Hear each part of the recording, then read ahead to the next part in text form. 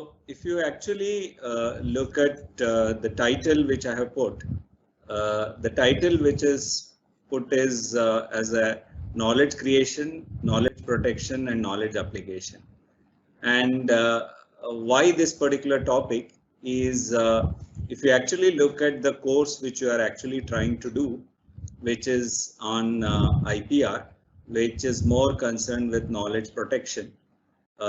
Actually, knowledge protection sits in between two other processes, which is knowledge creation and knowledge application. And hence, we thought it's a very relevant to introduce first knowledge creation and knowledge application activities, and then stress the importance of knowledge protection in this particular context. Okay. So I am assuming that the people who are attending this particular course and the program have a variety of audience, and I am just assuming there may be more.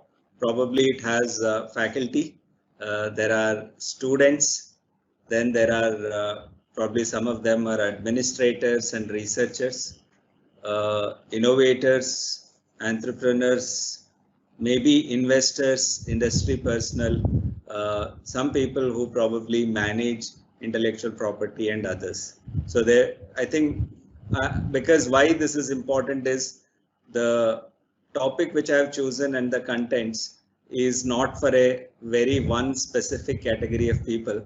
It is more generic, addressing variety of people and stakeholders. I just wanted to say that before we do that. So since we said this particular subject is about three aspects: knowledge creation, knowledge protection and knowledge application, we'll start with first two topics, which is knowledge creation and the knowledge application, and then we'll go to the knowledge protection. So if I look at this particular slide, this is basically a slide which shows two activities: knowledge creation and knowledge application. And there is also a space which this particular graph covers. Now, it may be of interest to all of you to basically know where am I, or what is the region in which is of interest to me, or what is the region in which probably my activities are going to be in future. So what we'll do is we'll not look at one specific aspect of this particular graph, but rather the entire space, and also look at what are the possibilities, particularly from the IPR perspective, from the knowledge protection perspective. And also, I am assuming there are quite a few startups, innovators and entrepreneurs who would be interested in this particular aspect. So when I look at this particular one, knowledge creation and knowledge application, sometimes they roughly translate as knowledge creation as a research, which is shown on one side, and knowledge application as an innovation. Though this is not a correct translation, but they kind of mean, because in all research activities, you create a new knowledge. And most of the innovation which happens is related to knowledge application. So one can look at this particular graph as also research and innovation graph. And knowledge application activities and innovation activities are generally done to create a value. So one can also look at this as a value creation, which is an important aspect. That means the axis of innovation axis can also be looked at the value creation axis, which is there. Now, in this particular space where there is a research innovation, if you want to look at this entire space, sometimes it's too big a space to look at in one go. What is generally done is this space is sometimes divided into 4 quadrants. Okay, if you look at this entire spaces, so one can actually concentrate on each of the quadrants and look at what happens in this, and why each of these spaces are of high interest when it comes to intellectual property. Now, very interestingly, these 4 quadrants which are shown, they also have a names. So one is called as a Bohr quadrant, which is after Niels Bohr, which is there, and Pasteur, who was a pioneer in diagnostics, and the Edison, everyone knows about Edison. So these quadrants are also named, and you can get a lot of information about these quadrants when you actually do a Google search. You can find Wikipedia pages on these quadrants because this naming of the quadrant is not mine. This is something which exists. I am just trying to use them. Now, if you look at each of the quadrant, for example, when you look at a quadrant which is attributed to Bohr, the primary there is a research creation, or you can say, or a knowledge creation or a research. Edison is more about application, and Pasteur is something where both are really required to do that.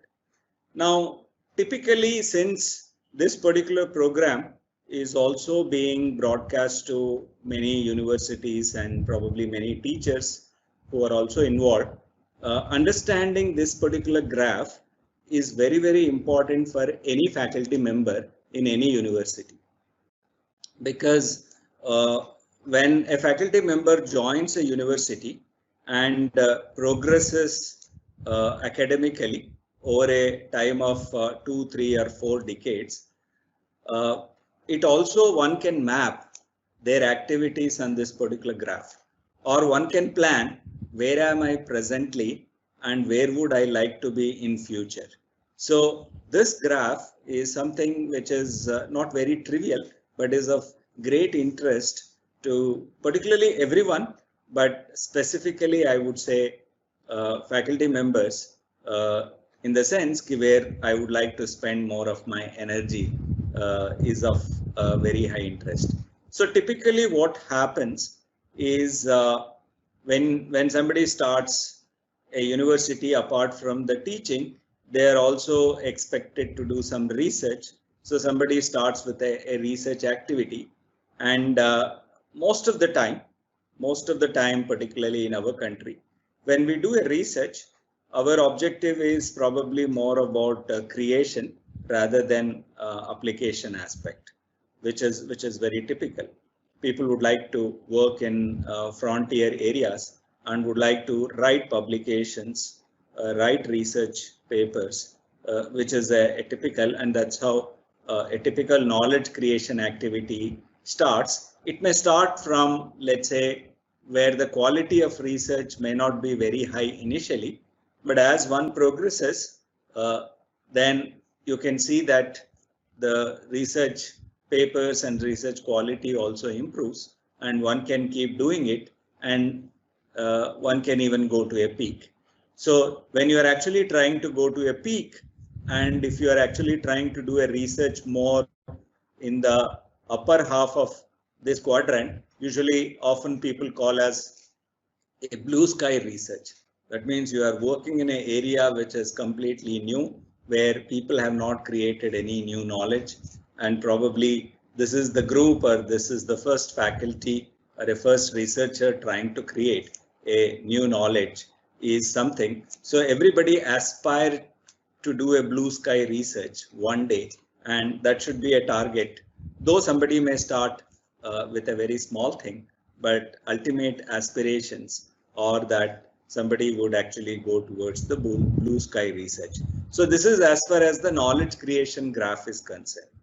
But there is also a knowledge application graph, which is now trying to happen. If you really look at our educational institutes, they all started as a teaching institutes. At one time, all the institute used to do only teaching. There was research was not very big, but over a period of time, now research has become a very core part of many of the universities. But the third pillar, which is called as a knowledge application as innovation, is also now started happening, and it is increasing, which is there. So the knowledge application graph is important in that particular context. Somebody may start with a first application and maybe try to improve the knowledge application graph and maybe proceed.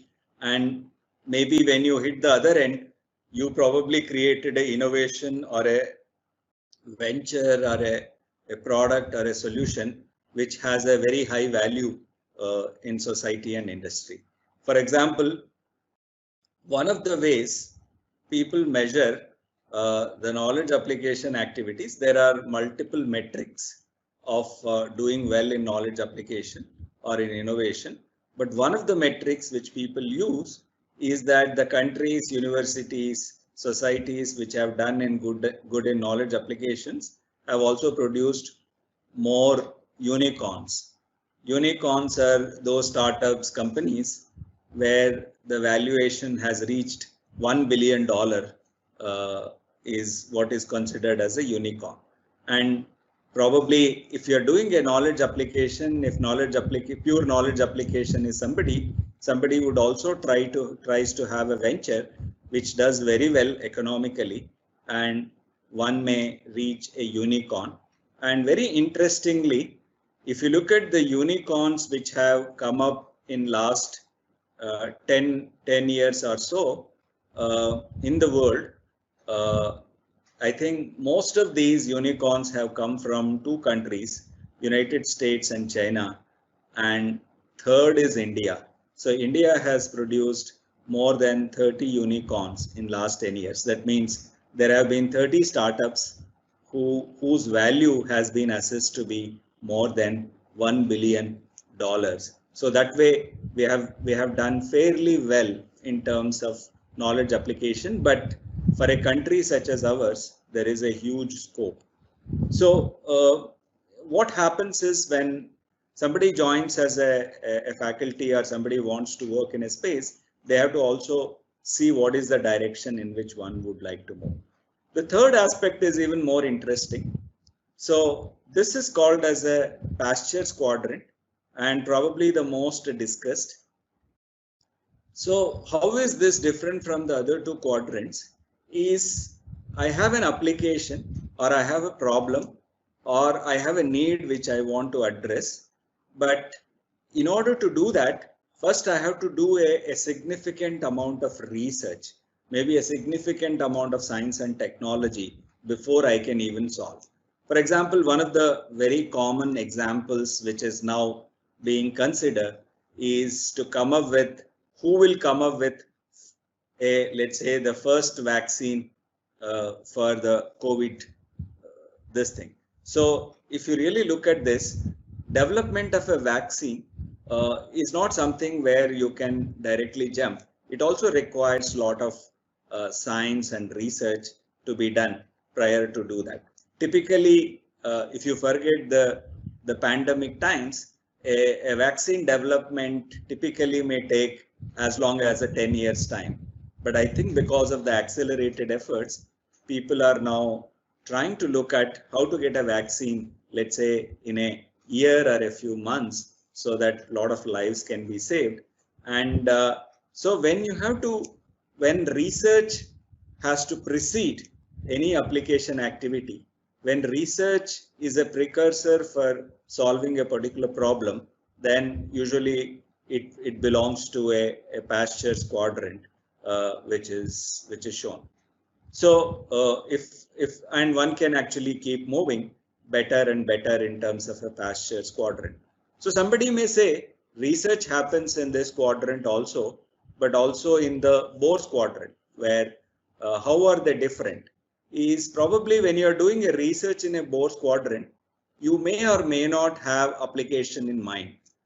Most of the time it may be a curiosity driven research, or it is a research where you would like to create a knowledge and somebody will find an application for your research, or you are not thinking about any specific application for which the research is carried out.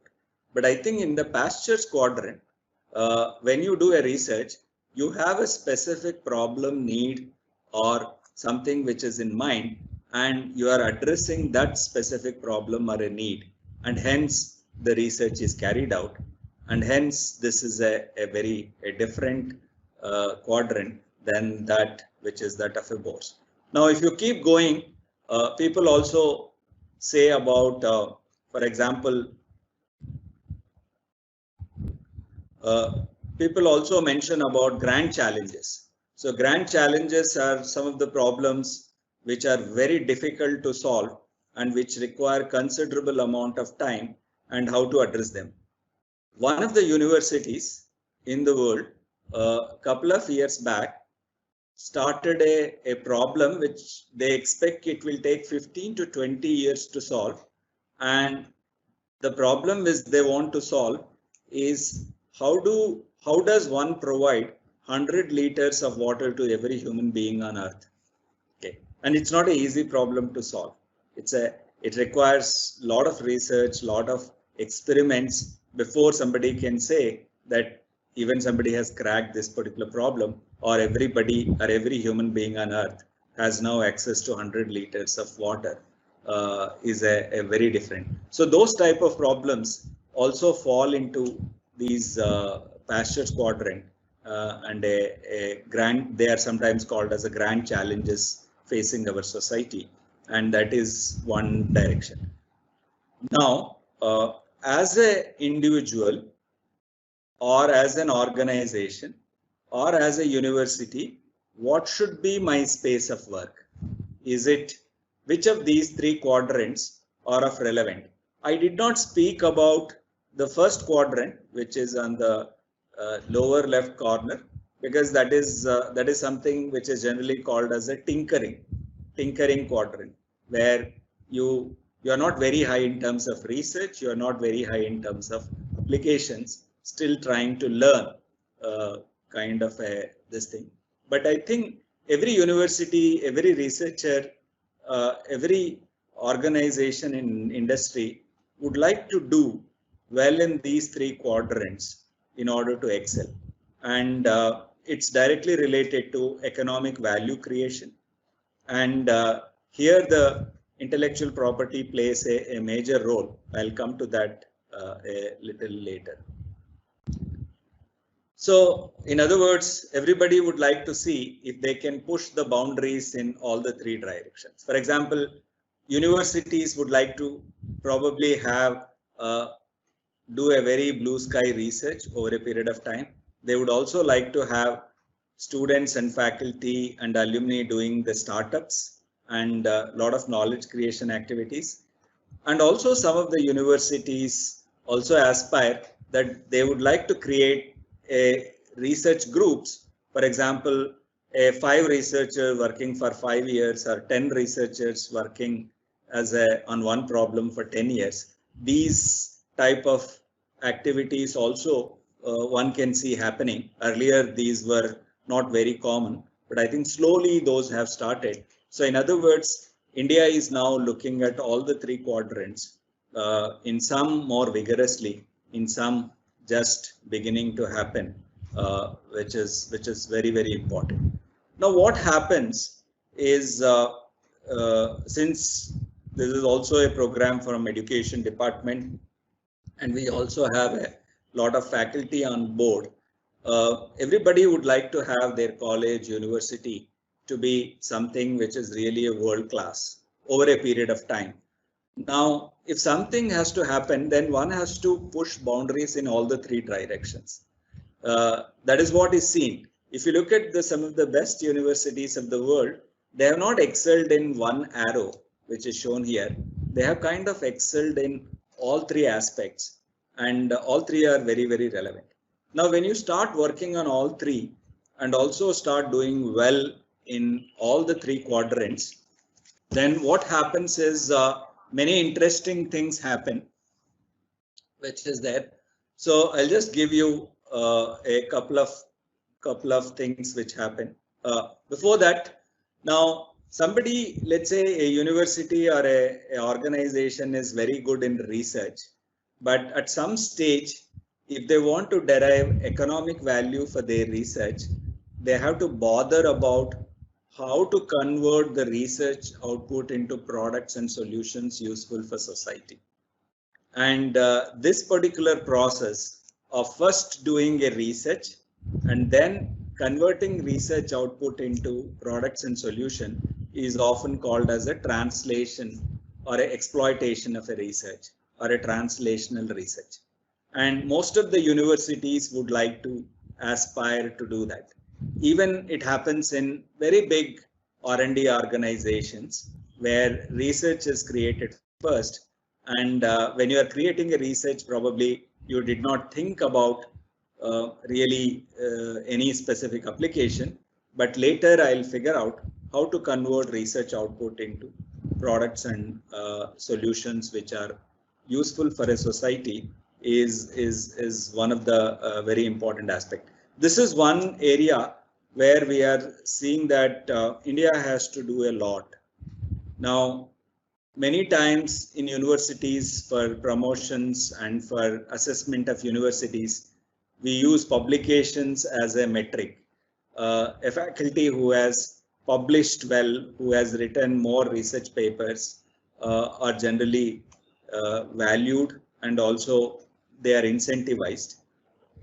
But if the research output remains as a publications, etc., it doesn't derive any economic and social benefits unless this particular aspect is translated. Either it has to be done by the same faculty or a same group, or it can be done by another industry or another group or another startup, which can take the research output or the research results of a faculty and convert them into a product and solution useful for a society. And this particular process requires also a substantial funding to do that.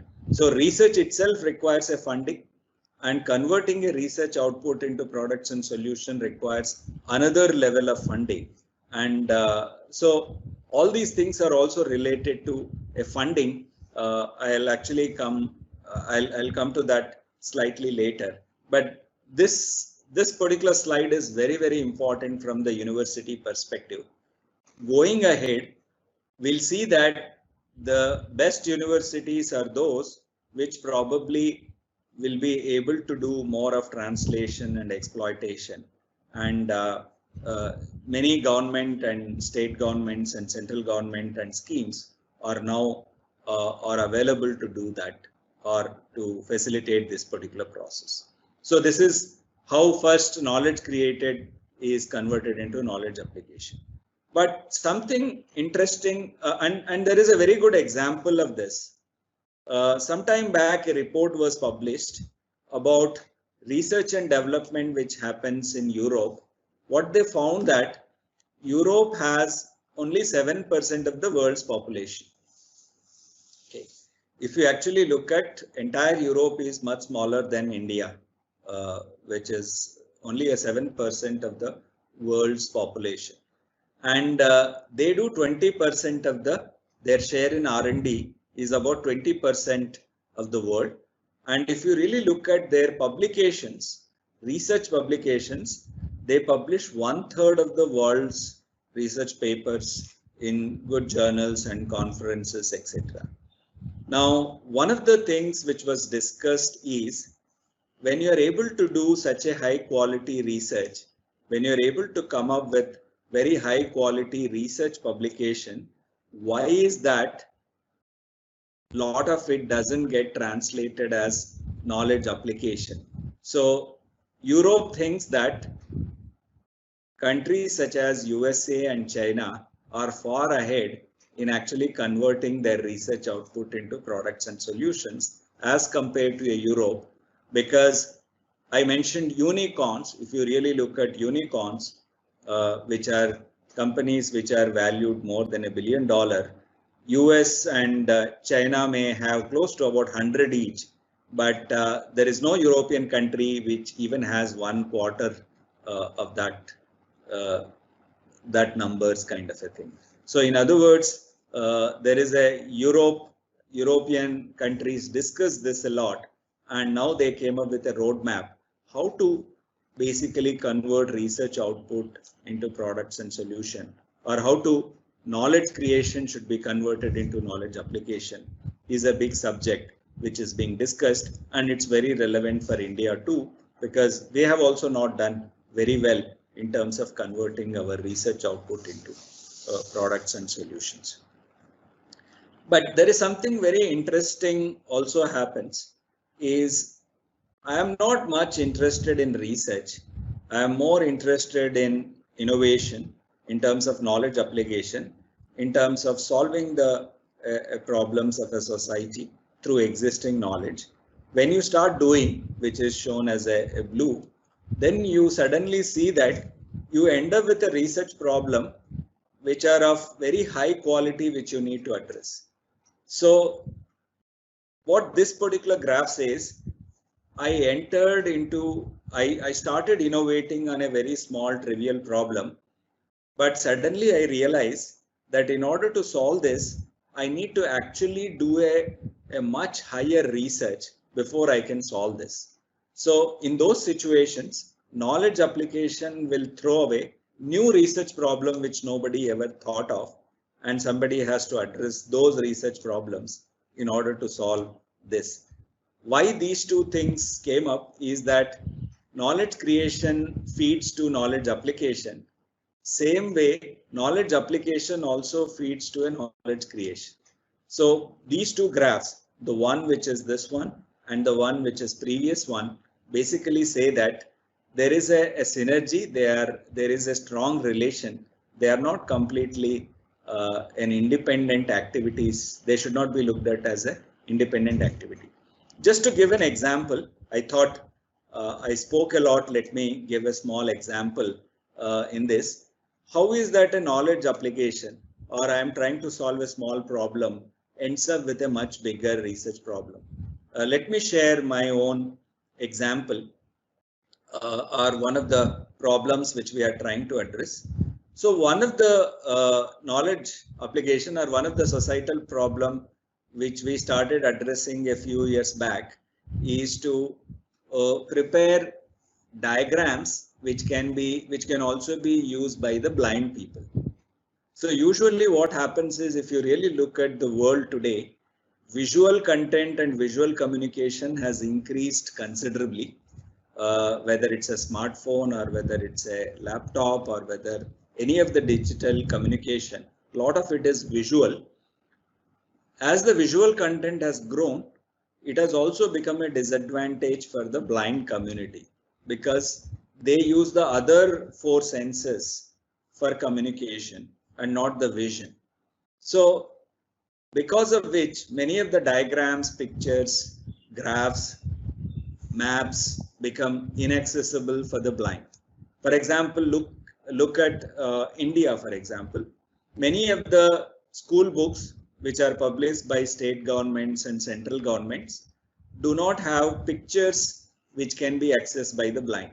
They can only access the text portion, but when it comes to picture, they are handicapped or they are at a disadvantage.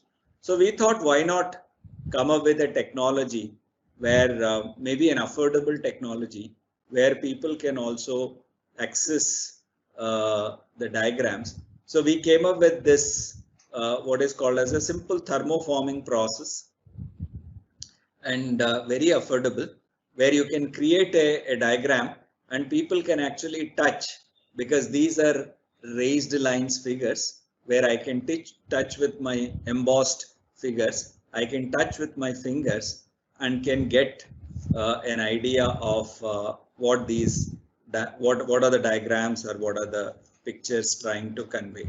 And when we started this, we thought this will be a good application and it will serve a lot of students. And we converted some of the NCERT books of maths and science from 10th, 11th, 6th, etc. into a version where diagrams are also accessible, and quite a few students are benefited. One of the project engineers, she was working on this particular project. We thought it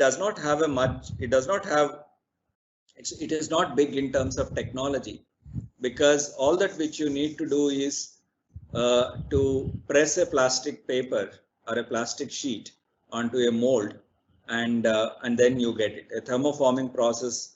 In a thermoforming process, you heat a plastic sheet and press against a master to basically get this diagram. And we were able to make few tens of thousands of these diagrams. We thought this is not big in technology. It doesn't require much of a research. It's only existing knowledge can be used to create the diagram. And this research engineer started working. But what happened soon is that we are able to create the diagram, we are able to give it to people. When people started interpreting these diagrams, they found that there is a serious disadvantage in some respects. In some aspects, they are very able to use. I'll just give an example. Suppose if I have a figure such as this is a picture, and this is a picture, and I want to communicate with a blind person what this picture is trying to convey. What I can do is I can convert this into a tactile version like the one which is shown here, and I can give it to a blind person. When a blind person explores this diagram which is shown in embossed, it's actually a garbage for them. It doesn't make any sense. It's extremely difficult for any person from the diagram which is shown on the right to understand. Visually you can do it, but if you don't have a vision, the right side diagram doesn't give you the same information. Why is that? It's because the visual route to learning and the touch route to learning are two different aspects. The brain processes information in a very different way. Resolutions are very different. For example, if the features are very small, I can see visually, but I cannot actually feel those small features with the fingers, because finger resolutions are not the same. They are much poorer or a higher values. So you won't be able to make anything out of this particular figure. This requires somebody to do a research as to how does the brain actually processes information, pictorial information and the tactile information. And then we thought, let's go and look at what is the research which is done in this area. We found that there is hardly any research which is done in this particular aspect. This is a big gap. We started with a very small application, and this research engineer who was working, she found that it requires a lot of research before even to create a good pictures. So she said, I am leaving the project engineer's position and I am joining for PhD to do this research. And now she completed her 5 years of research to find the answer. Basically, how does brain processes information pictorially and that through touch? If I'm able to understand that, I can actually prepare diagrams which are more suitable for touch as compared to those which are only suitable from the vision perspective is this thing. So this is a small example of, you started with a very trivial low-tech innovation, but ended up with a problem which probably nobody has solved and you have to address before you can even solve. So just to give an example how knowledge application also throws new research challenges, which I mentioned in my previous graph. I thought I'll just give an example of that to do that. Now, going back to that, so since I said I'll first speak about knowledge creation and application, I'll give a little concluding remarks here first. In the sense, the research and innovation is like a cycle. One feeds the other and the other one feeds the next one, and it never stops. The people, so as a researcher, as a faculty, if somebody is able to understand this cycle very well, the research and innovation cycle, one can really do well in academics, and they can be the best researchers, and they can also be probably contribute to the innovation aspect. And usually this is the aspiration of many of the faculty in big universities. And I think as India now, I think it's our time that we adapt this cycle of research and innovation each feeding to that. That means you need to indulge in both to some extent in order to understand, which is very important. Now, suppose if somebody really does this, understands the research well, understands the innovation well, and is able to understand, let's say, this cycle of research and innovation well, what happens to that institute or that university is that suddenly it becomes a fairly, I would say, a fairly big university in terms of contributions. And what we have seen is the research which is done says universities which have pursued this understanding this research and innovation cycle have done very well in terms of many things. So they are able to identify a synergy between knowledge creation and application. When that happens, what happens to university or what happens to ecosystem, what happens to an industry which does is that many interesting things happen. First thing is new fields of research come out. And often what happens in India is that we don't create new fields of research. Someone else creates and we just follow those fields of research.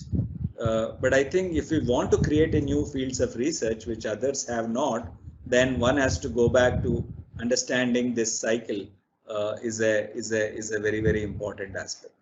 And second is suddenly you will see that there is a new models for academic industry interaction start evolving. Then you come up with new technologies which can actually impact the society in a big way. Then people can come up with ventures which can scale, sustain, and be impactful. And new systems for interdisciplinary research and interactions start happening. And also students who graduate become kind of a global leaders and start contributing to economic and social value in the society. And such a ecosystem also attracts best faculty and students to the universities. So this is like a grand aspirations for any university in the world to do well, all this thing. And you also get big donations from the people who do well and alumni. And usually you are able to create an environment which can actually foster competitiveness or scientific inquiry or a critical thinking. This is something like when we actually judge a university, these are also some of the metrics. You can clearly see that the universities which are very good slowly over a period of time, and this cannot be done in 1 or 2 years. It takes decades, and I think we all aspire to do that. But that should be the direction in which every university should be moving to do that.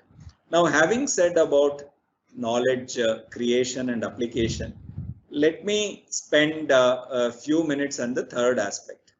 So the third aspect is why knowledge protection? How is it related to knowledge creation and application? If I want to do the first two things, knowledge creation and knowledge application, is knowledge protection or is intellectual property really a necessary? The answer is certainly yes, in many, many ways.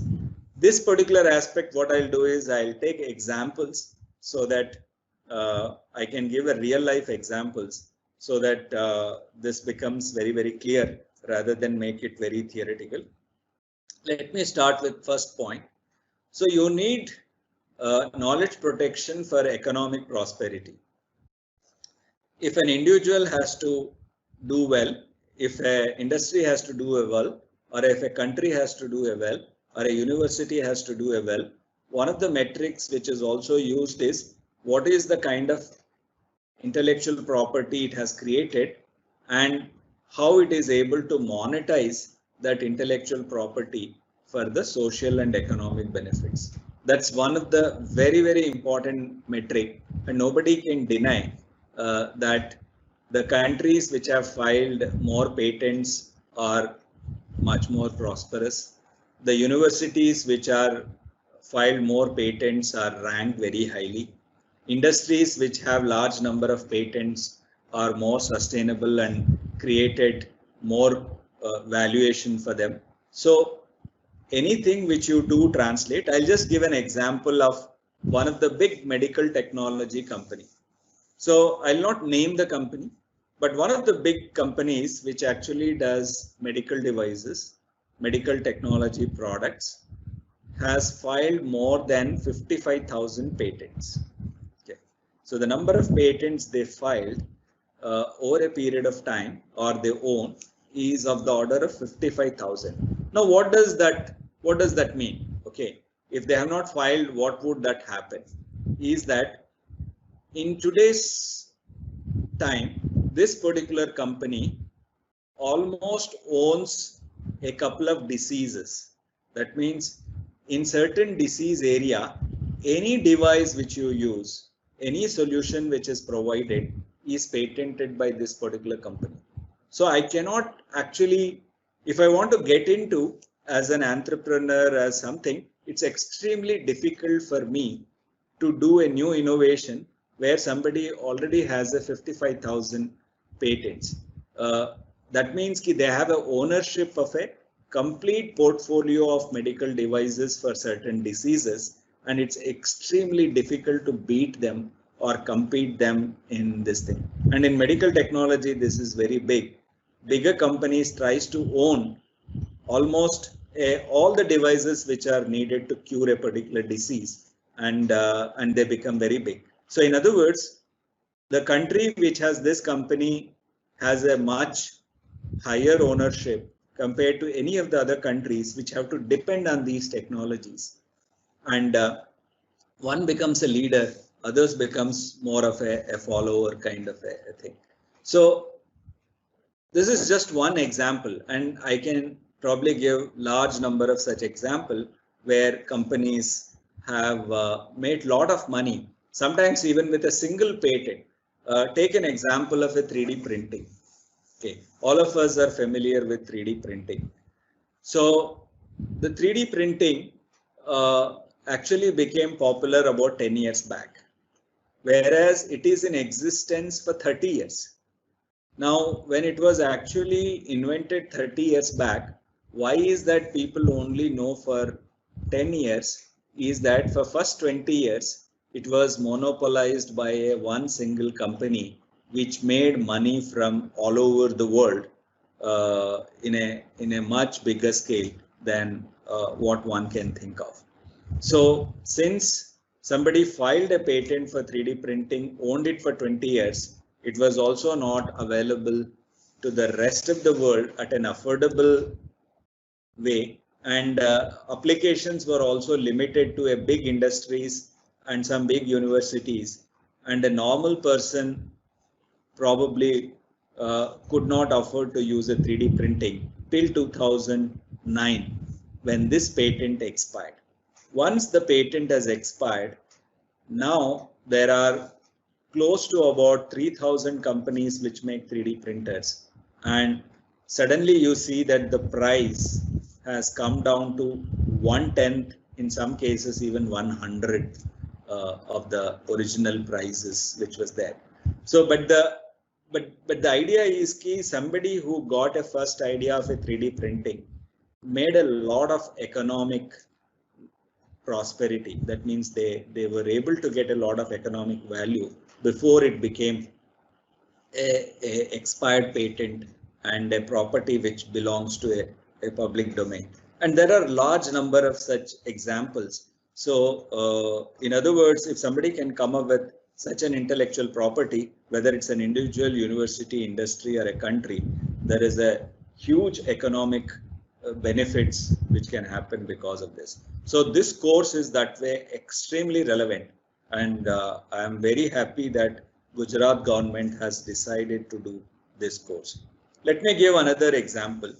So you also need intellectual property to sustain business and be competitive. One of the startups which actually came from India made a lot of money, and when it started, this was the only startup in this particular space, and for the first 3 years they made a money, but after 3 years they lost terribly to others because 25 more startups in the same space have come. Now, they could not sustain beyond 3 years because they did not file intellectual property, which was possible. And since they lost opportunity to file intellectual property, it actually opened the competition. And now there are much bigger companies than the one which originally started, who are actually now trying to take it away. So that's also one way. That the idea is, if I had an intellectual property, probably I would have sustained for a much longer duration, allowing or preventing an entry of others to come in this particular space, which is also an important aspect, particularly for startups and industry. And that's one of the example of a startup which I gave. Whenever you do a research and development, you need a huge amount of money. Now, usually R&Ds are funded by various sources. Government funds a lot of R&D. If you actually look at all the ministries in India have R&D schemes, and they fund universities, industries, and sometimes others in research. But the idea is, what is the idea behind funding is that when somebody does a research, it also creates a new knowledge, and some of this will be protected as a intellectual property, which can later be converted, or later it can translate as economic value. So when a government invests in a R&D, they are looking at the economic benefits of that, and to happen that, I think intellectual property or a knowledge protection becomes a big bridge. So it's extremely important to do that. Just to give an example, if you really look at the recent funding schemes of the government of India, where you want to apply, initially they used to give a smaller funding for research. Now there is a much bigger 3x, 5x, 10x funding is available if you are able to promise that the research which you are going to create is going to lead significant intellectual property. That means significant number of patents and others. If you can convince, then you have suddenly 5x and 10x money which is available. Earlier, when people used to do purely a curiosity-driven research or research leading to only publications, the money was not very big. But I think now there is a huge schemes which are available, where instead of getting like 20 lakhs or 30 lakhs, you can get 2 crores or 3 crores to do a research or a research project which is there. And that is all necessary if, for example, India has to become a knowledge economy, and an important aspect of that. If somebody, an individual files, a startup files a patent, or a startup goes for an intellectual property, there are many other considerations. For example, protection of investment is extremely important. I have a wonderful idea, and a wonderful product and solution or a service is possible with this idea. I go to an investor. One of the first thing which probably an investor or somebody who would fund your idea would see, do you have a protection, or is it that you come up with a solution and it can be replicated by anybody in the next few months or years, and you lose the competitive edge. If you say that, no, I have a protection, then the investor has a confidence to invest in your startup, and they immediately jump on such ideas more often than where there is no protection. So if I'm a startup, for me, intellectual property is extremely important, because ultimately I have to attract investors for taking it ahead, is an extremely important. Same is with manufacturer. I'll give my own example. We transferred few technologies to a company, in fact, more than one company. Whenever we transferred the technology without filing an IP, manufacturers did not value it much. They think even if they invest and probably produce it, they don't have a protection, because anybody can produce as there is no intellectual or there is no protection on this. But when we started filing patents and then transferring the technology, we found that people are more excited because they think that there is a protection for the investment which they do in shop floors or in terms of manufacturing equipment. There is a possibility for return on investment because there is a protection, and hence the patent or this knowledge protection becomes an extremely important. And we have burnt our fingers multiple ways. So now I think we are not in the same. We are not doing the same mistake. So we generally go and file a patent even if the idea is not very big. Okay. Some people, this is very interesting. Some people file a patent. There are also a significant percentage of people who think that any technology development or any knowledge creation which you do should be available to everybody and it should be for a social good. And there are also a lot of open innovations which you may have heard of, etc.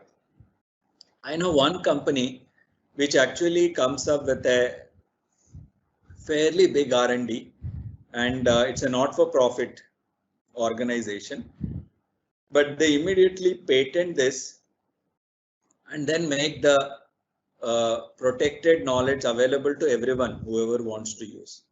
So they could have done without that too, but they feel if they don't protect it, someone else will protect and monopolize. So before somebody protects and monopolize, I protect and make it available to the rest of the world is also a very interesting concept. And though there are not many people who do that, but there are a few companies and few open source consortia who do this particular aspect.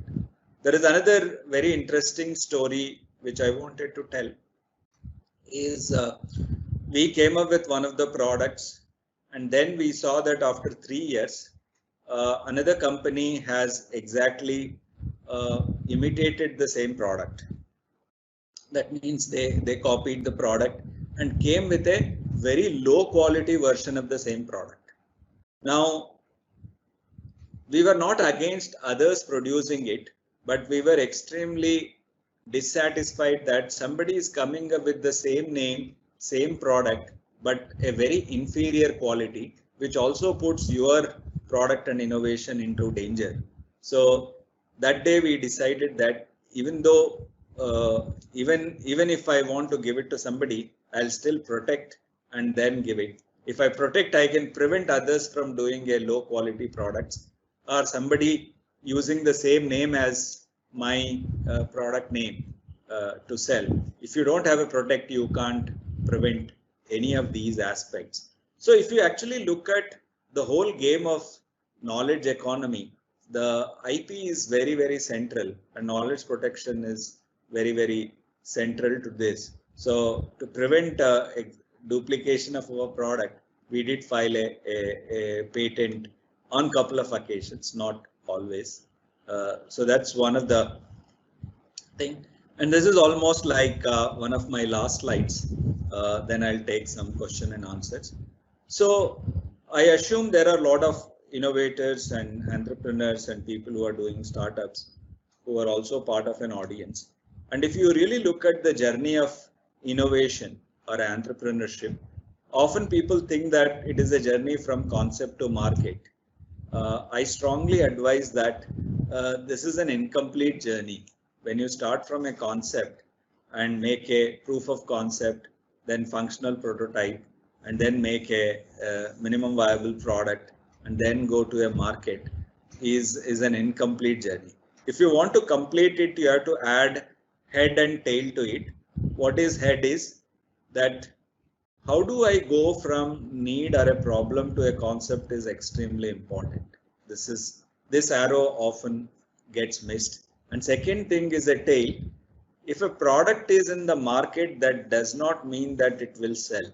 So how do you deliver this particular product, or how do you make this product impactful or it will sell is another aspect which people have to bother. Now, in this particular journey from need to delivery, which is now a more complete this thing, you also have a lot of pitfalls, which sometimes we call as a valley of death. So I took this particular slide from one of my friends, Professor B. Ravi from IIT Bombay, who would also be speaking, I think, later in this particular course. So there are at various stages you need resources. You need financial resources, you need physical resources, and you also need intellectual resources. And that requires a money, and this money won't come unless you have a great protection. The people who went with an IPR or a protection were able to do these, what we call as a cross these valleys of death more easily than those who did not have. Because as you go from one like left to the right, you need a much larger amount of money, and that money won't come unless somebody who is funding has a protection, etc. But I just wanted to say one more thing which is very important for particularly startups and entrepreneurs is that the IPR or the knowledge protection doesn't come only at certain stages of your product development or a solution development. It actually comes during the entire journey. For example, when I am going from a need to a concept, one of the filters I use is that how is the intellectual property space in the area which I am going to work. Suppose, let's say I am doing a medical device, and in order to cure this particular disease, there is only one solution which is available, and that solution has been patented by somebody, and they filed a patent very recently, and they have a protection for next 15 years. I'll not get into this problem because I know that the solution which is, there is only one possible solution to cure this disease, and this has been owned by someone else. It's not possible or it's not easy for me to do this journey to overcome this big intellectual property hurdle of others. So when I choose a need or a problem, I'll also apply that filter. Will it go through a IPR filter? If it goes through, then I am more safer.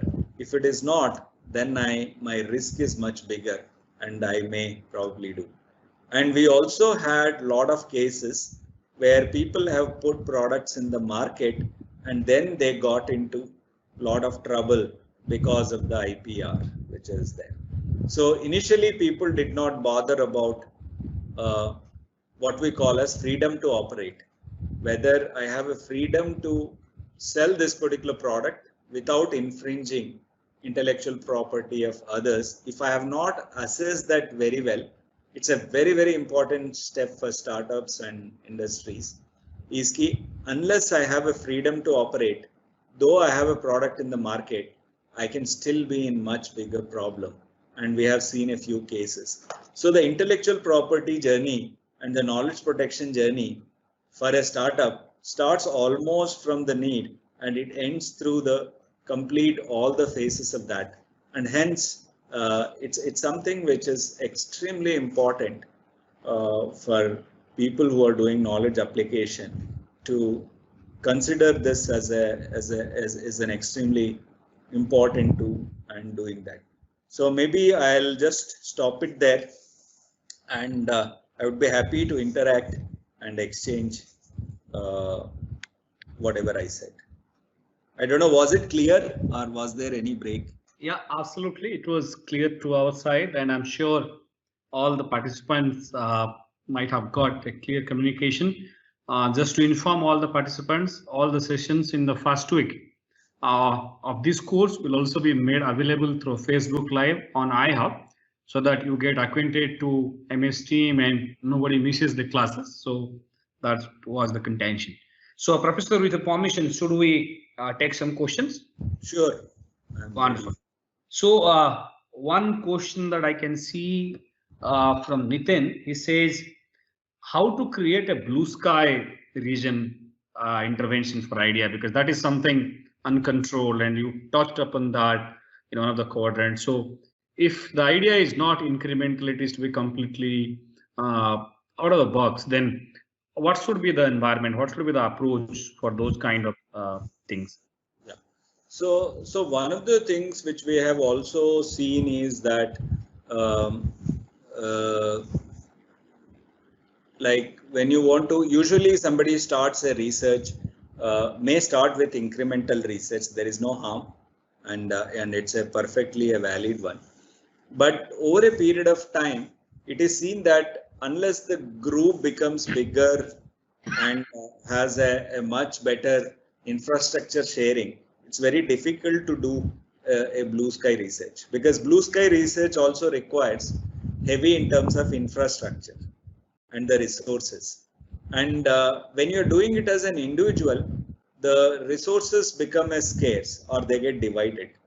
But when the groups have come together, let's say 5 people working in one particular area, we have seen that more examples of such blue sky research happening rather than an individual just trying to do in their own lab a incremental type of a work.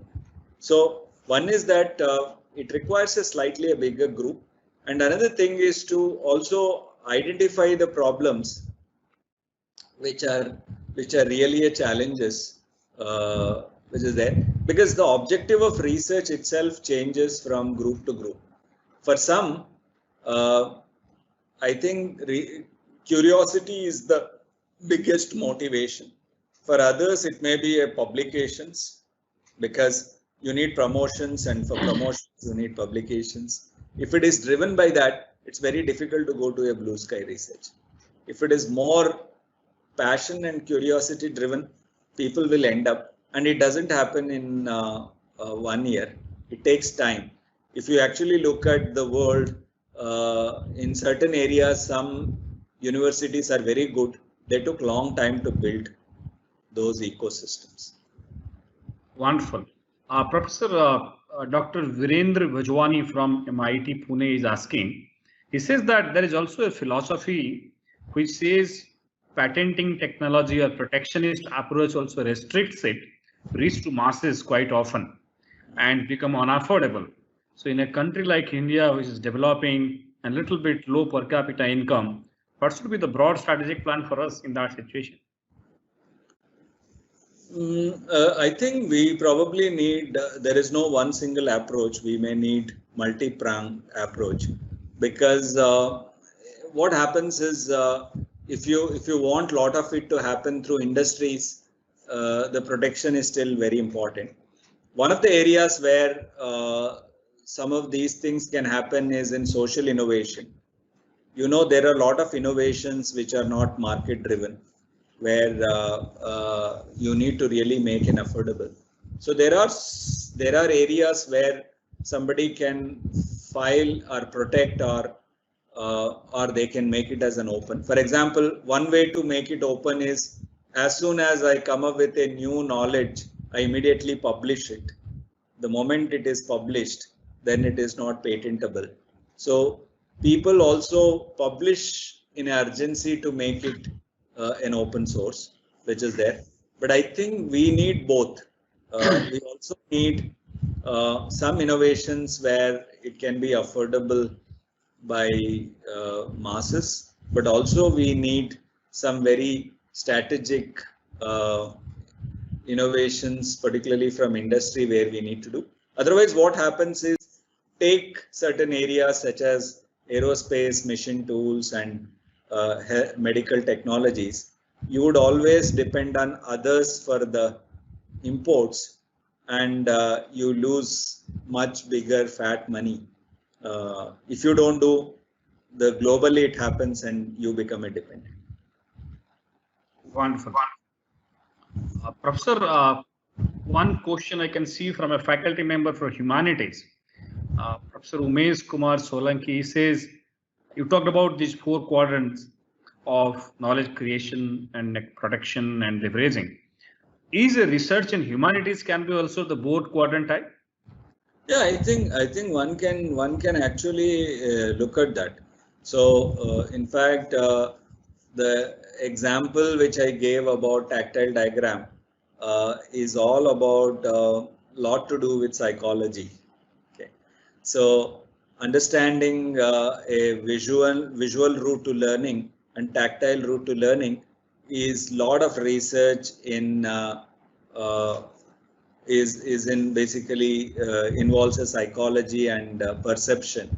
So we don't deny that it's only a domain of science and technology, and I think it's equally applicable to humanities and social sciences. Wonderful. One question from Facebook I can pick from Rajesh Bhatt. He says that is there a way to protect before publish as an academic requirement?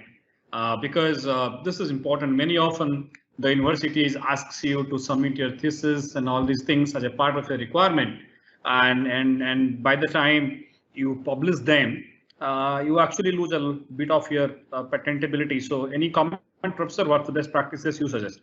But I think now earlier the patenting process used to be a very lengthy. Nowadays, I think it's not that difficult. So if somebody still has no clarity about drafting a patent document, etc., one can always do a provisional, which is very easy, and that gives 1 year time for somebody to actually draft the main patent application and do that. So there are methods to do that. And another thing which some universities have done is also that since thesis only goes to 2 people, and university also takes a non-disclosure agreement from the examiner. Okay, because it takes some time. It takes a couple of months to evaluate the thesis, and it is only seen by 2 examiners. So if 2 people are not disclosing, your protection is still valid. Wonderful. In fact, for the interest of all participants, we have mailed you the link of Gujarat Government's Education Department's IP guideline, which was designed with a committee chaired by Principal Secretary Professor P.V.M. Rao as the member of that committee. We have made a circular to every university in Gujarat, telling that if a student or a researcher wishes to go for filing IP, they can be exempted to made mandatory to publish it beforehand. So we have given recommendation for that. So if some of you are working on that segment where you feel that filing patents or at least publishing it will take some time, you can take exemption of that. That guideline has been issued by Education Department to all universities, and we'll have a special session on that very soon in subsequent weeks. How do you really leverage those kind of things?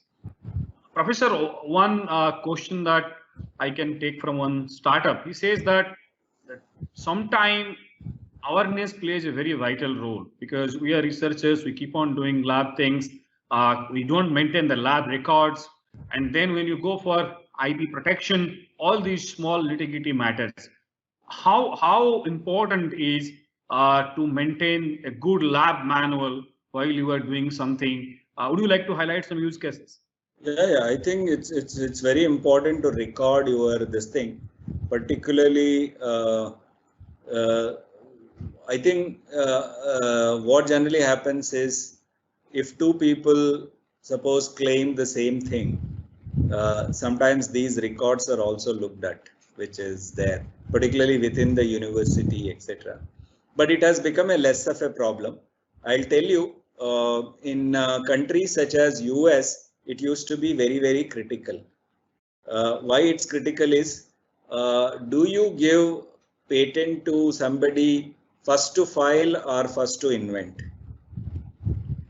What US used to do is they used to give it to first to file or not to first to invent. So if you file, but someone else shows in their record that they came up with similar thing earlier than that with a date, then they used to get this thing. But I think now it's all gone. So entire world works on first to file. So it's a less of a problem. but it's still important to keep a record, and because it's also very important for university and industries now. Somebody can say, though the research is done with the funds of university and industry, a inventor can claim that it is not done, and hence it's a private property. So these records, etc., then become very important, saying that this was the lab manual and lab manual had this, and hence it is done with the funding and infrastructure from the institute. So those issues are less, but I think it still comes. So the record, insisting on a record is very important, particularly where there is a high scope for intellectual property. Wonderful. Question is, Professor P.S. Joshi is asking, sir, academia is more concerned with knowledge creation and industry and enterprise are more concerned with knowledge application. कैसे होगा ये bridge? How do we make it? very important point which is there. And so there are, in fact, very recently there was another panel where similar question was asked, which is there. But there are, I'll just give one example for each.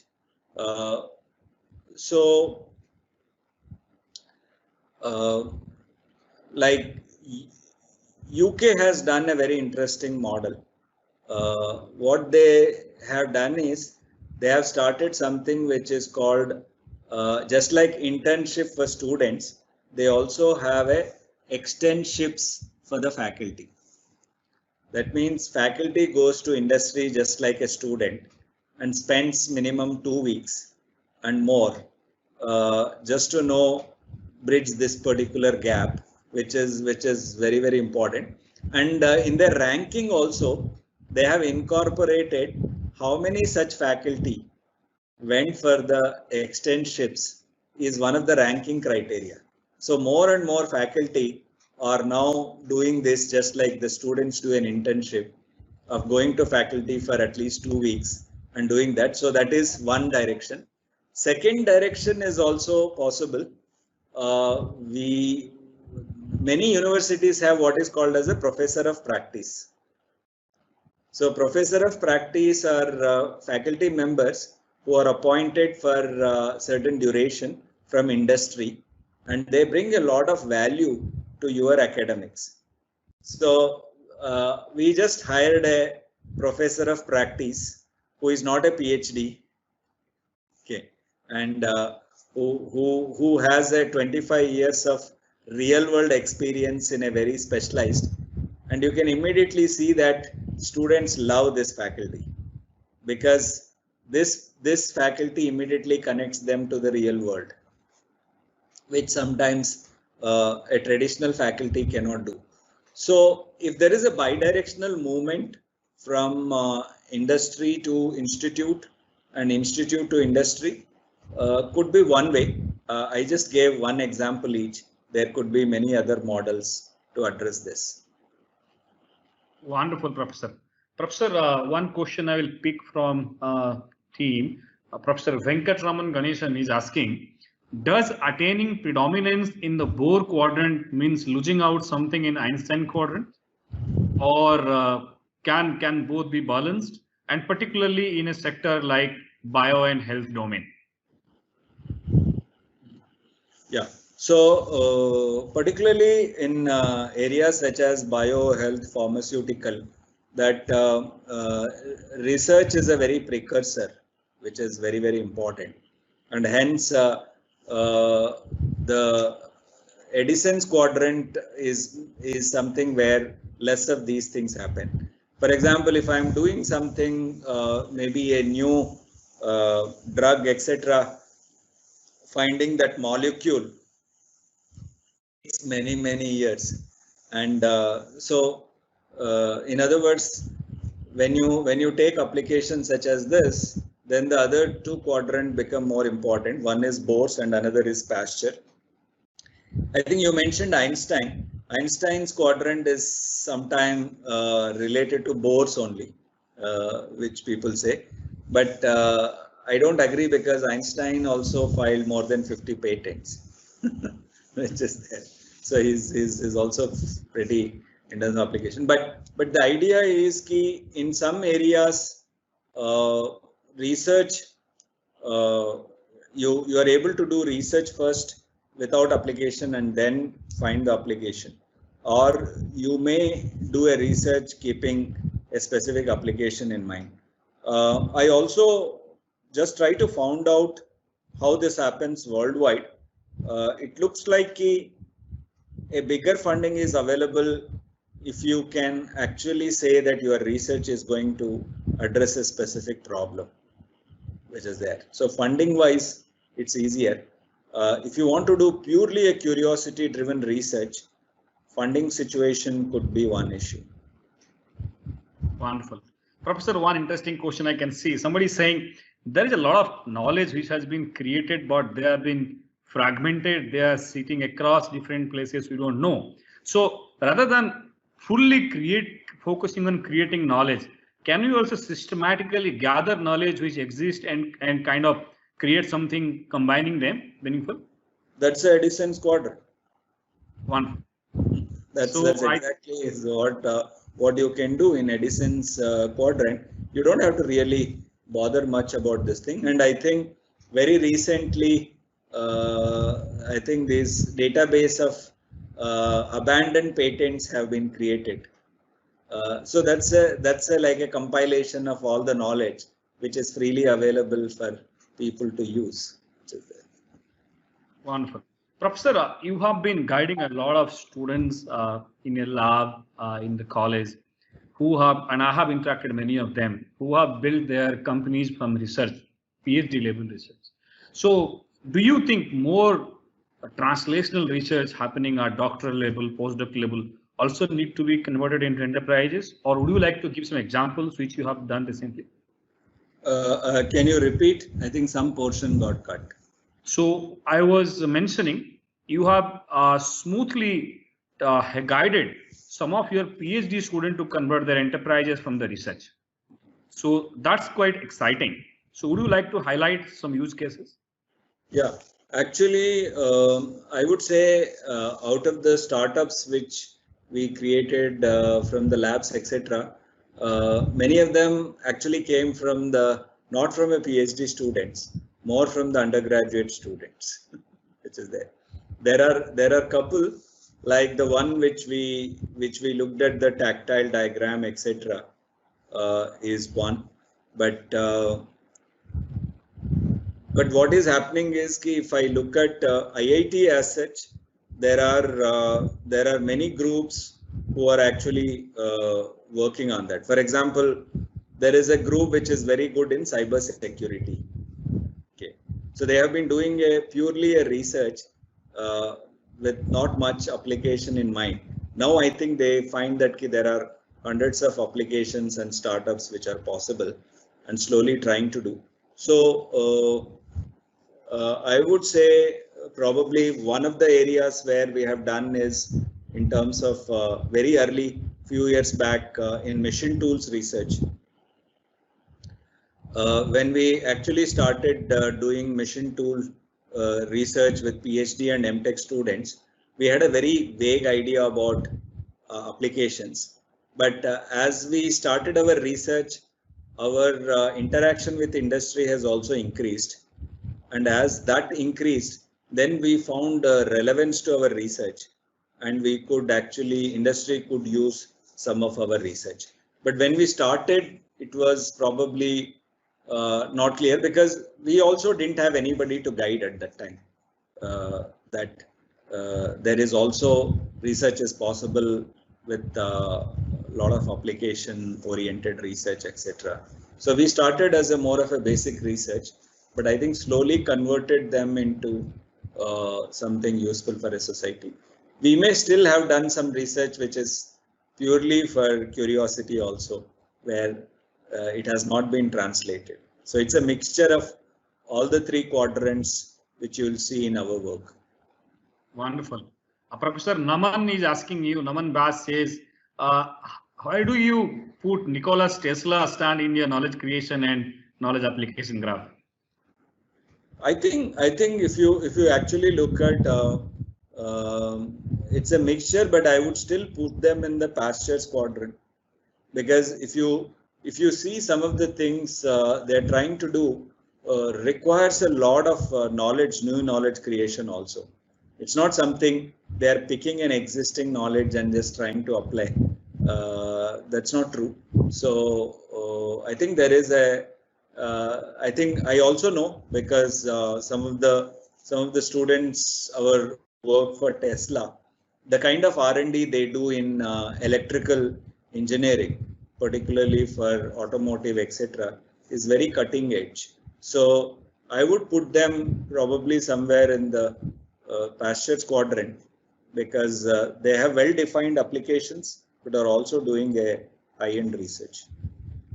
There is a very debatable question which I can see on the participant side. Somebody is saying in our culture, knowledge itself is for free distributions. So is IP is contradicting our culture, or it's a strategic tool?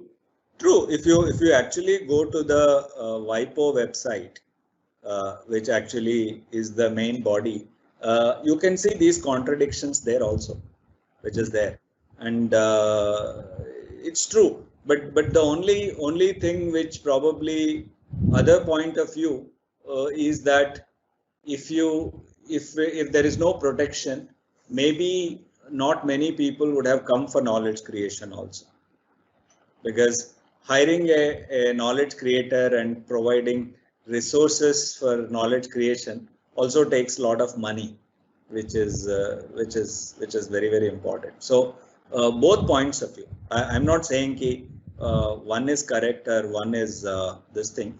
There are plus and minus, and it is left to individual and individual universities, etc., to do that. That is why I think in Gujarat and other states policy also, you have kept open innovation also as a alternative for people who want to use that, and I think that's a good step. Yeah, we have focused on open innovation because we strongly believe that we also need to create that as an alternative vehicle in which innovation can proliferate. Professor, you have led one of the most largest collaborative innovation program, particularly like Stanford India by Design program, in which IIT Delhi, AIIMS, Stanford University, students from other colleges have co-worked. How do you find when multi-dimensional, multi-discipline, multi-layer people work, and how does that affect knowledge creation and innovation? Yeah. So since that particular program is meant to solve some real world problems, I would say it's more about innovation and entrepreneurship type of a program. But what we found is that in India, a lot of startups happen from people who have done their engineering as undergraduate or postgraduate degree. That number is large, and but an innovation or an entrepreneurship or even a problem solving requires skills from different domains. For example, a lot of products and solutions which engineers come are technically feasible, but generally they are not desirable by the end users and others. So somewhere design input becomes very, very important. Or I may come up with a wonderful product with design and technology input, but it doesn't become a viable business. So somewhere you need a management input. Similarly, a lot of products and solutions, we found that social science inputs are extremely important, because in some of our innovations we failed because we failed to understand social stigma, which is the main reason for failure, etc. So what generally happens is, since it requires a different inputs, this particular program also has different, it is a team-based program. So it is ensured that team members come from different backgrounds. So in all this biodesign programs, the team always has 4 people. one person comes from the engineering background, one comes from the medical background, one comes from the design background, and fourth person comes from some industrial experience and business background. So since 4 different background people are coming together, we found that the success rates are slightly higher compared to one particular domain expert trying to do many and trying to figure out how to do. And we have also seen in our Indian innovation ecosystem, one of the single most reasons why ventures fail is that team is not complete in all respects. So since that particular model was designed such that team is complete, we could have a little more success compared to the normal innovation and entrepreneurship programs. One question I can see, somebody is asking, do you really need a company or an industry to file a patent, or you can file it patent? Anybody can file. What is that? It is an individual can file. Anybody can file, and it is not necessary that you should have a physical product or a solution in your hand to file a patent. As long as you are able to communicate that your idea has a novelty, it has a utilitarian value, and it is non-obvious, you can do it. You can file a patent purely from like in one of the patents which we filed, we did not build a physical product, but we showed the advantage of the new innovation through simulations. We showed the computer simulations that this is a newer idea. It was on automobile steering system. We came up with a new steering system, and we showed it through simulation, and we still got a patent. We don't have to build a physical product and solution also sometimes. Wonderful. Professor, your system in IIT Delhi for knowledge creation and protection is one of the most mature one in Indian context.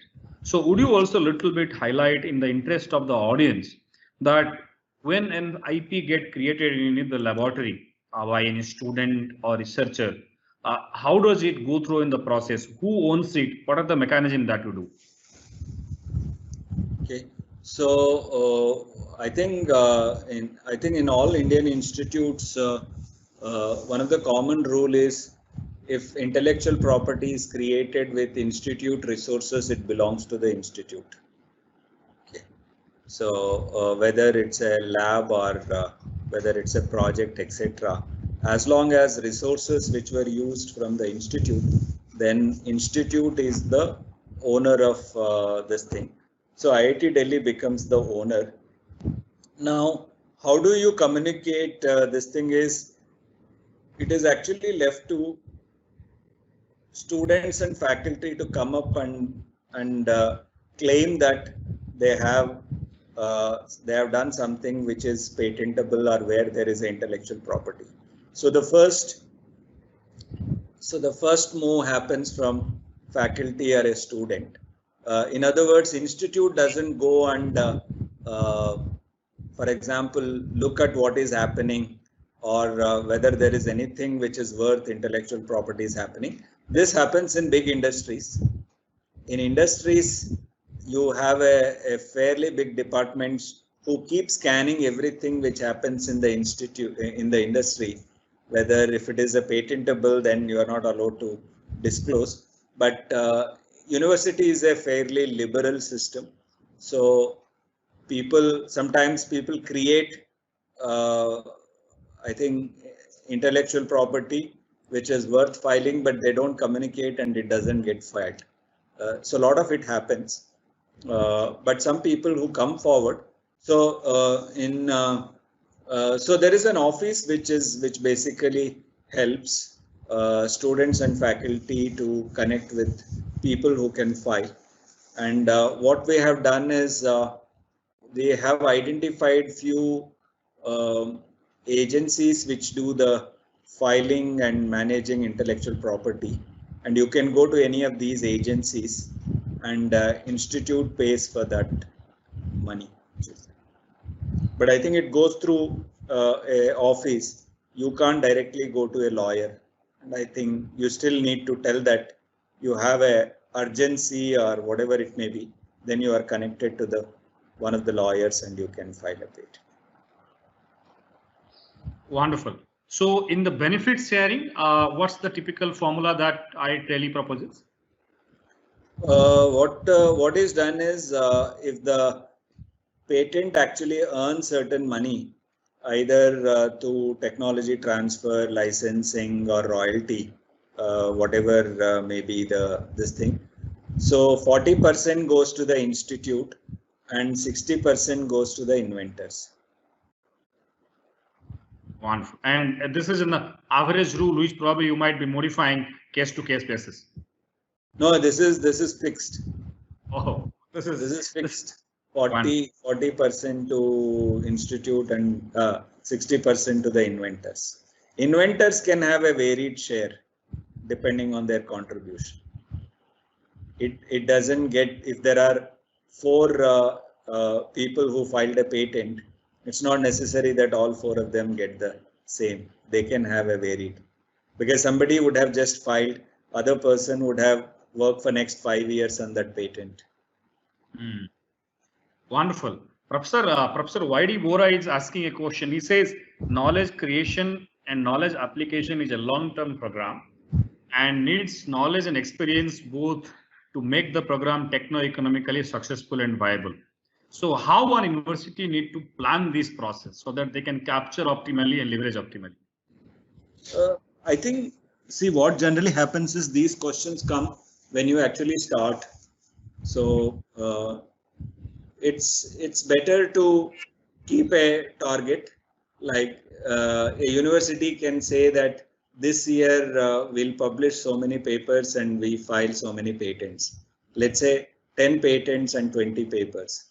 Maybe next year one can increase that. And that's what we are actually trying to do. We at one time we said we'll file 100 patents. Now we have a target of 150 and we are saying we'll go to 200. So sometimes targets also help when you are actually starting, and that is one way to do it. There may be multiple ways, but this is one way. Professor, just looking at the statistics. Universities, we have 900 plus universities in India, and China is equal. But China files around 10 lakhs IP and we file around 35,000. And out of that 35,000 also, around 25,000 are filed by companies abroad who has business interest in India. So what's that China has done right in terms of getting there? Or first question is, has they have taken the right step? And if so, how did they do that? Yeah, policy. I think one single. So it is also realizing the importance and providing the necessary ecosystem or funding to do that is very important. So the government's proactive stand and huge support, and many of them, for example, like 2 of the Chinese universities have big ones have a budget of India's higher education budget. Who is it? At this outset, I would like to welcome Nagarajan sir, Commissioner of Higher Education, who has joined with us, and he was quite busy today for his work in the office, but we have pulled in. So Nagarajan sir, it has been a wonderful conversation with Professor Rao. He guided us about various ways how research innovations are interlinked, how to grow it. Now I would like to hear from you about what you are thinking, what Gujarat government is trying to do in this space. Would you like to guide us, sir? Yeah, I'm happy to have Professor Rao here. Welcome, sir. And I think you are almost completed your talk. I'm sure I will be going through the video at a later on stage. But I thank you for joining us today. As you know, sir, this online comprehensive intellectual property course, IPR course, is one of its kind and it's very massive. We have almost 3,000 people live on Microsoft Teams and Facebook. It is a wonderful thing, and you have kickstarted a lot of new topics today, and you have put in a lot of food for thought to the people. One of the things that we are trying to do is create the pre-incubation pipeline for the students of Gujarat, because we want them to think about intellectual property, start thinking about entrepreneurship and startup right when they are in college, and they have the framework of the college, the institution, they have the mentors available, and we have a policy to fund even the prototypes and all. And our IP filing rate also has increased after the introduction of policy. And a lot of things I have also personally discovered that you don't need a product to actually do a patent. Even an idea could be patented. And now you have just shared the great information that even a simulation could be accepted as a original patentable idea. I think these are the things that basic that we want to ensure that the minimum knowledge about IP is passing on to everyone who is in the innovation startup or having some interest and a curious person. So I should thank you for that, for bringing all those things on the table.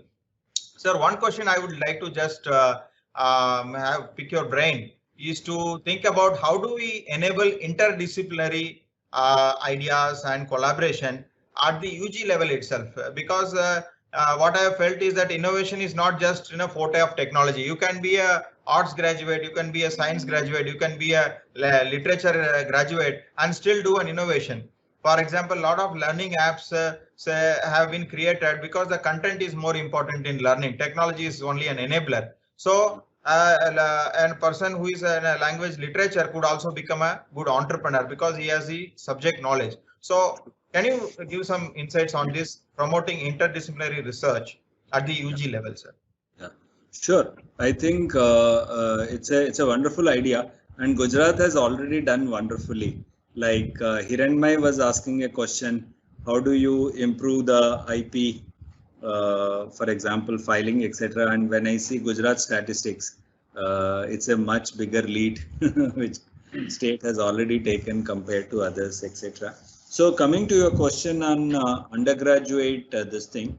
So there can be 2-3 models, but you have to actually check which is feasible in a particular ecosystem. One thing which we have done is we have created few courses. Generally, the courses belong to a specific department like mechanical engineering or civil, or it could be management, etc. So a small number of courses which we have created, which are little bit, which actually we call as a interdisciplinary innovation courses. So in these courses, there is not much theory and practice. There is not much theory and exams. What we do is in these courses, students have to pick a problem and then go through in a DIY project mode to come up with a solution at the end of a semester. And we generally say this has to be done in teams, and teams have to have members from different branches necessarily, only those people. This is not a compulsory course, but this is like an elective course, those who want to do. One course which we are just evaluating next week is called Inclusive Innovation, where students from all the 9 branches which we have come and do this course, and it actually is very good because different people think in a very different direction. For example, in fact, one of the classic example which we discuss is, suppose if the students are given a problem, how do you, let's say, a lot of milk gets wasted in villages because of the difference, the distance between the production and consumption, which is there. How do you do? So sometimes when you pose such a problem and give them little freedom, they came up with very different solution. A mechanical engineer would say, let's have chillers. Then the chemical engineer say, convert milk into a powder so that it has a larger shelf life. Or a mathematics and computing says, I can have a better transportation models. So then what happens is the direction in which the solutions go also changes. Otherwise, in a mechanical engineering course, everybody has to come up with a solution which fits into mechanical engineering. So there is a gap happens. So that is one model. Second model which is there is it possible to have generally final year students have a BTech project? Is it possible to have a project instead of three or four mechanical engineering students doing? Can you actually mix them up to do the projects? Is another aspect. Yes. And what we have seen is that our experience is that students are extremely excited and they value this, because they get a feel of when they go to industry, they have to anyhow work in such teams only, and they get a first-hand experience while they are in the institute. But many times faculty have to change this thing. Faculty may be a little bit less flexible to these ideas, but if faculty can cooperate, a lot of these things can be done. Yes, sir. From my personal experience also, I can share that during this COVID break, we had a students innovation hackathon, and we had everywhere there were a lot of innovations on ventilators. One wonders where all these ideas had gone. Suddenly in COVID, we have in India about 200 models of ventilators. Yeah. And you see a medical student who is working on ventilators, so he needs an electrical person, who he needs an instrumentation guy. So I always felt that when you apply two domains together, a problem could be solved much more easily. So interdisciplinary is very, very important in that sense. And many times the internet is an innovation of for the military application. Now it has the highest impact on people's lives. So cross application of the innovations is also a major factor that could lead to better value creation in the society. True. So when you think about that, sir, we talk about corporate innovation and the industry academia collaboration. Sometimes one wonders what comes first, the chicken or the egg, whether the industry should go to academia or the academia should go to industry. What do you feel that this collaboration could be enabled? I think we just had some discussion on that also. Okay. It is both. So yeah. I think it's both ways, which is there. And what happens is for industry, the knowledge application is primary, knowledge creation is secondary, and for university, knowledge creation is this thing. So how do you bridge that particular gap is this thing. So I think a longer duration, generally what happens is a faculty member may visit an industry for a day, but that doesn't add much value. If they spend, let's say, considerable time like a student intern, we have seen that good alliances come, which is there. That means faculty can have what we call as the externships of 2 weeks or more, and if they can be incentivized to do that.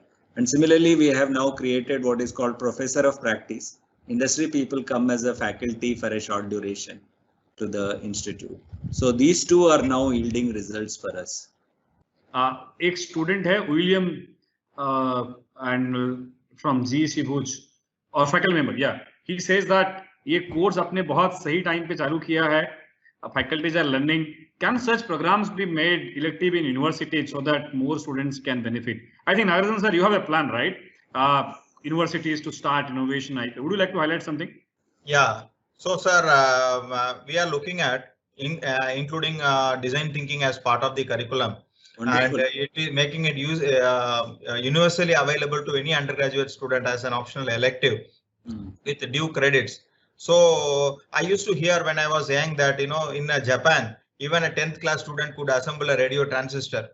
I don't know how much it is true, but that is the kind of vision that we should set for our country if you want to be the knowledge leader and beat all the other countries, including China. That we have a minimum level of knowledge about IPR, design thinking, to every college student in this country. I think we are taking that step. Our universities have already been provided instructions, and they are all working on it. I'm sure by in this year there will be very, very high penetration of design thinking in undergraduate level.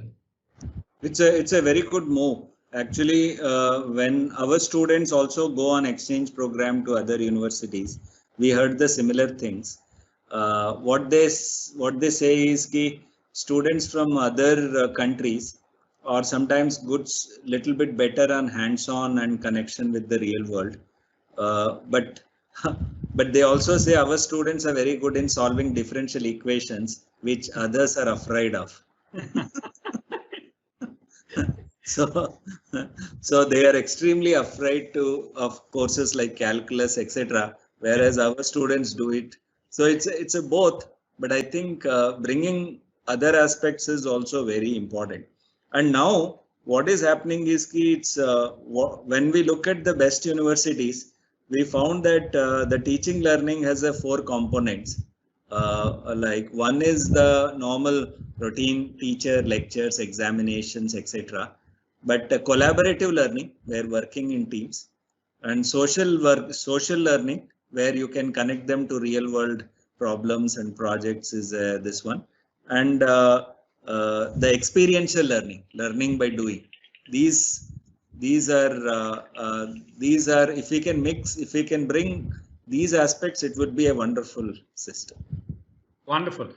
One question from my side, Professor Rao. I have been closely looking at your work, and particularly one program which you do in IIT Delhi in first year engineering students. Your course called MEP 101, Mechanical Engineering 101, in which you teach 800 students together in the auditorium and try to harness creativity among them. Would you like to share about that program in the interest of all the audience a little bit? No, we do 2 courses. One is called as Introduction to Engineering, which is that big classroom where which is now it has become 1100 because of the increased seats. is this thing. So what we do is when a class 12th student comes to university and उनको बोलते हैं कि आप engineer बनने जा रहे हो, तो they have a very different thoughts कि मैं जाके वो करूँगा, ये करूँगा, etc. And suddenly उनको बोला जाता है कि अभी तो आपको मैथ्स, फिजिक्स, केमिस्ट्री पढ़ना है and engineering तो बाद में आएगा.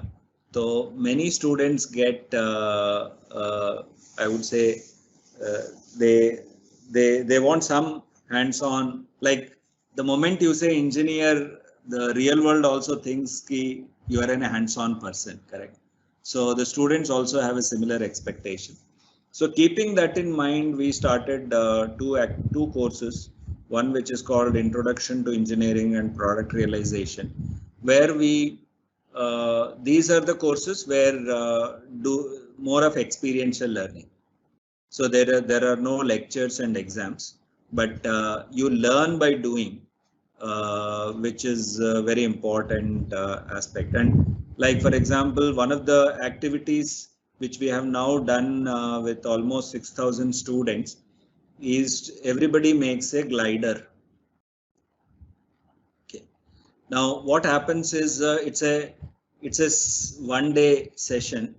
It's a not even 1 day, 6 to 7 hour session.